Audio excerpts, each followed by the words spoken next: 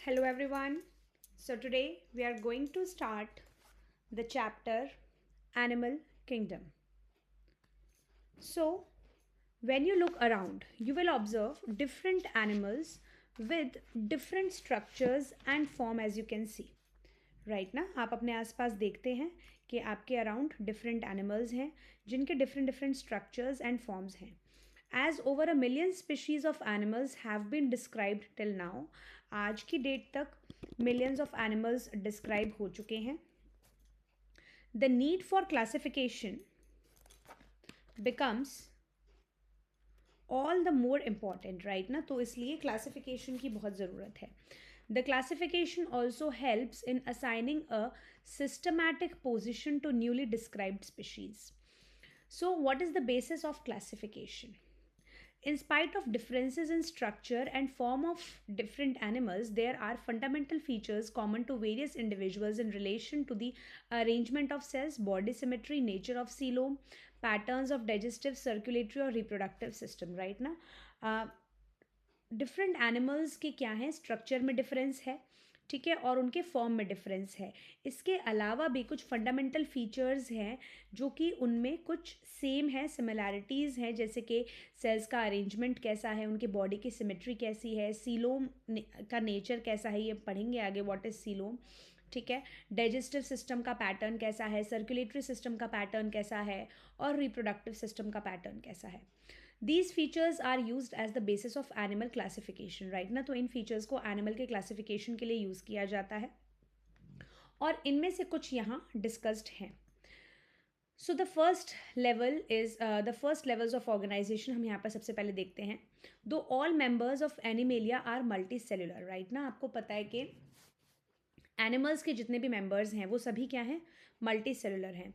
All of them do not exhibit the same pattern of organisation of cells. Right ना, सभी में same pattern नहीं है sales के ऑर्गेनाइजेशन का. जैसे कि अगर आप स्पॉन्जेस की बात करें, the cells are arranged as loose cell aggregates, है ना. तो स्पॉन्जेस में क्या होता है ना कि सेल्स जो हैं ये इस तरीके से लूज सेल एग्रीगेट्स के फॉर्म में है, loosely packed cells you can say, ठीक है. इस तरीके से स्पॉन्जेस में क्या होता है, ये लूजली पैक्ड सेल्स हैं इस तरीके से, ठीक है. So they exhibit cellular level of organisation, है ना. तो स्पॉन्जेस में कैसा है, सेल्यूलर लेवल ऑफ ऑर्गेनाइजेशन है. Some division of labour activities occur among the cells. Right ना, सेल्स में कुछ डिविजन ऑफ लेबर होता है.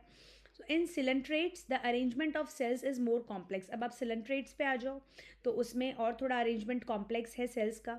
Hair the cells performing the same function are arranged into tissues. Right ना, तो सिलेंट्रेट्स में क्या होता है कि यहाँ पे जो सेल्स हैं, cells group together to form a tissue, और वो एक पर्टिकुलर टिश्यू कोई भी एक पर्टिकुलर फंक्शन परफॉर्म करता है, तो इसलिए आप इसको टिश्यू लेवल ऑफ ऑर्गेनाइजेशन बोलते हो. A still higher level of organization, which is the organ level, is exhibited by members of platyhelminths and other higher phyla. Right, तो organ level of organization आपका platyhelminths से ऊपर जो और जितने भी phylum है उनमें ये आपका organ level of organization होता है, where tissues are grouped together to form organs, है ना, जहाँ पर tissues की grouping होती है to form organs, each specialized for a particular function. Right now, her organ का अपना एक particular function है. In animals like annelids, arthropods, mollusks, echinoderms, and chordates, organs have associated to form functional systems. Right ना, तो इनमें annelids, arthropods, mollusks, echinoderms and chordates में क्या होता है बेटा, जो organs हैं, organs क्या करते हैं, एक कोई पर्टिकुलर फंक्शन परफॉर्म करते हैं, फंक्शनल सिस्टम वो बनाते हैं. Each system concern with a specific physiological function. Right ना, तो हर सिस्टम का अपना एक स्पेसिफिक फिजियोलॉजिकल फंक्शन है. इस पैटर्न को आप organ system level of organization बोलते हो. So organ systems in different group of animals exhibit various patterns of complexities, है ना. तो अलग अलग डिफरेंट एनिमल्स में जो ऑर्गन सिस्टम है वो डिफरेंट पैटर्न्स ऑफ कॉम्प्लेक्सिटीज़ वो फॉलो करता है. फॉर एग्जाम्पल, जो डाइजेस्टिव सिस्टम है in platyhelminths has only a single opening to the outside of the body, है ना. तो प्लेटीहेल्मिन्थ्स में क्या होता है कि इनकी बॉडी की जो ओपनिंग होती है वो केवल एक ही होती है, ठीक है, डाइजेस्टिव सिस्टम इन प्लेटीहेल्मिन्थ्स, राइट ना। सो प्लेटीहेल्मिन्थ्स में जो इनका डाइजेस्टिव सिस्टम होता है उसकी एक ही ओपनिंग होती है इसकी बॉडी के बाहर की तरफ, that serves as both mouth and anus, right ना। इनकी बॉडी के बाहर एक ही ओपनिंग होती है, वही ओपनिंग जो है माउथ है और वही ओपनिंग एनस है, उसी से ये फूड खा रहे हैं और उसी से ये जो भी अनडाइजेस्टेड मटेरियल है, वेस्ट मटेरियल है, वो बाहर निकाल रहे हैं। And hence is called incomplete, right ना। इसलिए हम प्लेटीहेल्मिन्थ्स में इस डाइजेस्टिव सिस्टम को हम इनकम्प्लीट डाइजेस्टिव सिस्टम बोलते हैं, क्योंकि same opening for mouth and anus, right ना। A complete digestive system has two openings, right ना। वो डाइजेस्टिव सिस्टम जिसमें दो ओपनिंग्स होती हैं तो उसको आप कंप्लीट डाइजेस्टिव सिस्टम बोलते हो, राइट। उसके पास अलग माउथ होता है और अलग एनस भी होता है। Similarly the circulatory system may be of two types, है ना। अब सर्कुलेटरी सिस्टम भी दो टाइप का है, क्या क्या। Open type in which the blood is pumped out of the heart and the cells and tissues are directly bathed in it, right ना। मतलब कि हार्ट जो है वो ब्लड को पंप कर रहा है ना। हार्ट ने ब्लड को पंप करके बाहर निकाला और सेल्स और टिश्यूज़ में डायरेक्टली ब्लड चला गया, है ना। पूरे मतलब कह सकते हो कि आप सिंपल भाषा में कि सेल्स और टिश्यूज़ उसमें नहा लिए, है ना, ब्लड से। और क्लोज्ड टाइप क्या है, जिसमें blood is circulated through a series of vessels of varying diameters, है ना। तो कुछ वेसल्स होती हैं अलग अलग डायमीटर्स की, जैसे कि आप आर्टरीज, वेन्स एंड कैपिलरीज बोलते हो, उनके थ्रू जब ब्लड फ्लो करता है तो इसको आप क्लोज्ड सर्कुलेटरी सिस्टम बोलते हैं, ठीक है। तो हमने यहाँ पर क्या क्या पढ़ा कि cellular level of organisation, tissue level of organisation, है ना, ये किस किस में है। Let us have a look here in brief. देखो, लेवल ऑफ ऑर्गेनाइजेशन में आपने सबसे पहला पढ़ा सेल्यूलर लेवल ऑफ ऑर्गेनाइजेशन, ठीक है। LO is level of organization. So यहाँ पर क्या है, केवल सेल्स ही होते हैं। एग्जाम्पल इज पॉरीफेरा हियर, ठीक है। आपको एग्जाम्पल्स बहुत अच्छे से ध्यान में रखने हैं, इन्हीं पर क्वेश्चंस आते हैं। Porifera, right.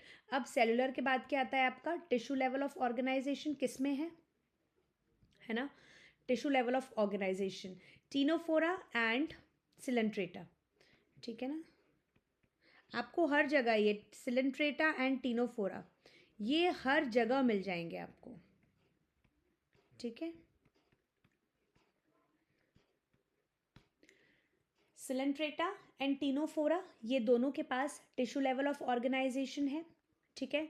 देन आप आ जाओ फिर organ system level of organisation पर, ऑर्गन लेवल ऑफ ऑर्गेनाइजेशन पर। ऑर्गन लेवल ऑफ ऑर्गेनाइजेशन में आ जाता है आपका केवल प्लेटीहेल्मिन्थ्स,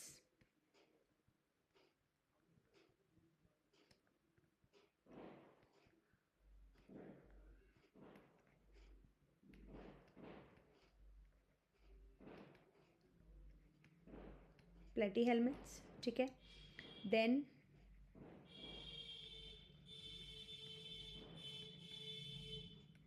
organ system level of organisation आपका किस में है, एस्केल्मेंट्स से लेकर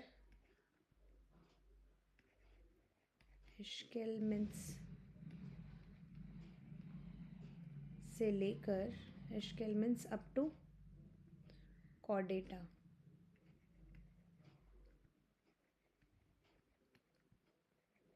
राइट। सो ये आपको ध्यान में रखना है। सेलुलर लेवल सबसे बेसिक लेवल है आपका पॉरीफेरा, टिश्यू लेवल है सिलेंट्रेटा टीनोफोरा, ऑर्गन लेवल है प्लेटीहेल्मिन्थ्स और ऑर्गन सिस्टम है आपका एस्केल्मेंट्स से लेकर कॉर्डेट्स तक, ठीक है। Now let us talk about the symmetry. Symmetry क्या है देखिए। So symmetry, animals can be categorized on the basis of their symmetry, right ना। अभी तक तो आपने एनिमल्स को कैटेगराइज किया on the basis of their level of organisation, है ना, कि उसमें सेलुलर लेवल है, टिश्यू लेवल है, ऑर्गन लेवल है या ऑर्गन सिस्टम लेवल है, ठीक है। अब आप नेक्स्ट उन एनिमल्स को कैटेगराइज करते हैं सिमेट्री के बेसिस पर। So sponges are mostly asymmetrical, that is any plane that passes through the center does not divide them into equal halves, है ना। asymmetry, a मतलब नहीं और symmetry मतलब कि जब वो प्रॉपर इक्वली डिवाइड नहीं हो सकते, है ना। तो कोई भी प्लेन सेंटर से पास करता हुआ उस एनिमल को इक्वल पार्ट्स में डिवाइड नहीं कर सकता। So that is your Porifera, है ना। ये जो एसिमेट्रिक होते हैं ये आपके जनरली क्या होते हैं, पॉरीफेरा होते हैं, मोस्टली पॉरीफेरा। एसिमेट्रिकल कौन होते हैं ये, पॉरी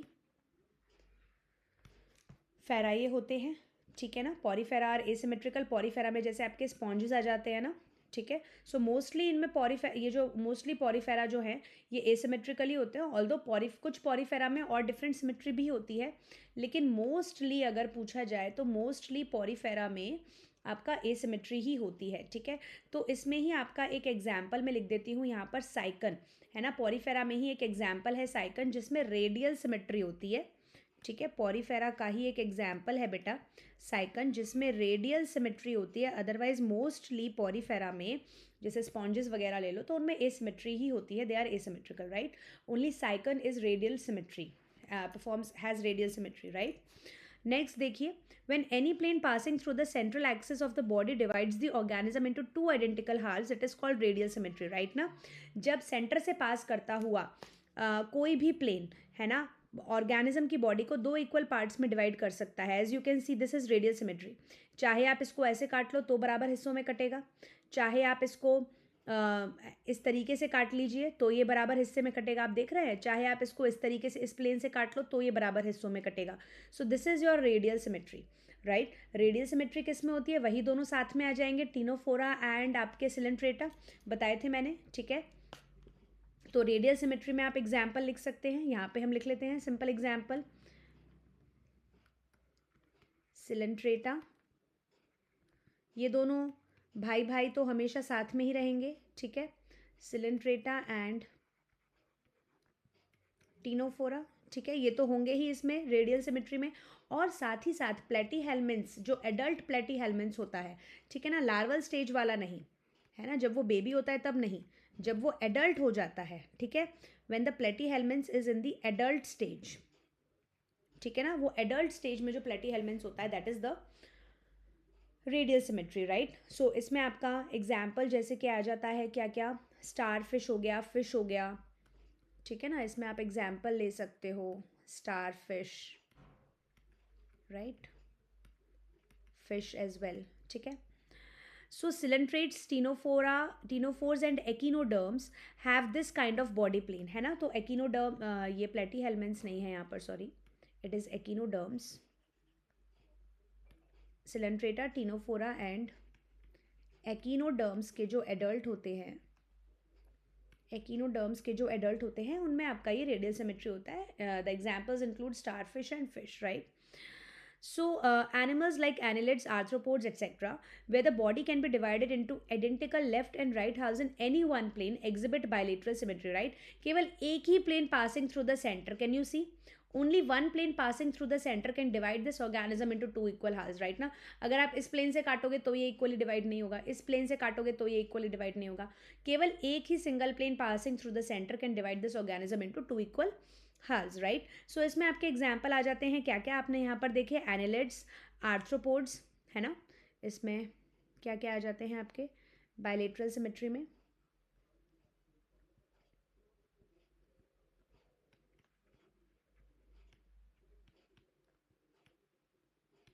एनेलिड्स,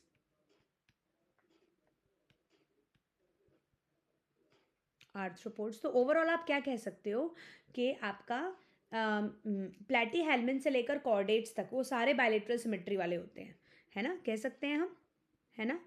प्लेटीहेल्मिन्थ से लेकर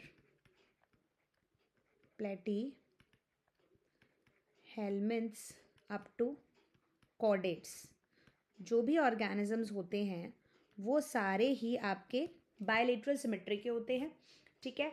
अब आपने एकिनोडर्म्स का एडल्ट स्टेज तो देख लिया कि दैट हैज़ रेडियल सिमेट्री, लेकिन एकिनोडर्म्स का लार्वल स्टेज भी तो होगा ना। तो एकिनोडर्म्स का जो आपका लार्वल स्टेज होता है that has the bilateral symmetry, right ना।